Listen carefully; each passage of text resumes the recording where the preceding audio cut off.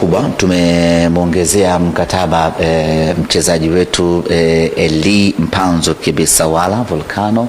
Mkataba wake ulikuwa unafikia ukingoni mwishoni mwa msimu huu baada ya kufanya tathmini ya kiufundi, baada ya kupokea mapendekezo ya kiufundi na kuangalia future ya mchezaji na future ya klabu, tukajiridhisha kwamba Elie Mpanzu anastahili kuendelea kuitumikia Simba Sports Club, na kama ambavyo uongozi wetu umeamua hivi sasa kufanya vitu kwa weledi kabla ya kusubiri dirisha limefunguliwa, kipindi cha usajili pilika zimekuwa nyingi, uongozi wetu ukaamua kumuita mchezaji mapema, kuzungumza naye na kumpa ofa, naye amekubali kuongeza mkataba na kuendelea kuitumikia Simba kwa miaka miwili zaidi, kwa maana mpaka mwaka 2028.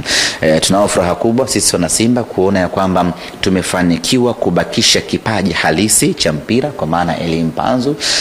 Unapotaka kupata mafanikio, kwanza unahakikisha wale bora uliokuwa nao wanabaki, alafu unaongeza bora wengine.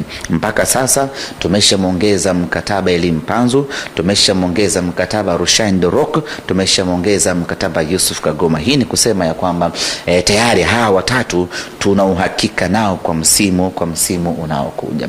Lakini kwenye hili la Elie Mpanzu, moja kwa moja tunamshukuru rais wa klabu ya Simba Mohamed Dewji kwa kufanikisha mazungumzo na kusimamia na kukamilisha dili la Elie Mpanzu na hatimaye kufanikiwa kubaki Simba Sports Club.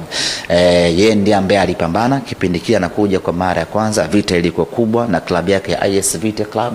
Tunakumbuka alikwenda mpaka Ulaya, lakini Mohamed Dewji alipambana naye akamtoa Ulaya akamleta Bongo. Tumevunja kambi.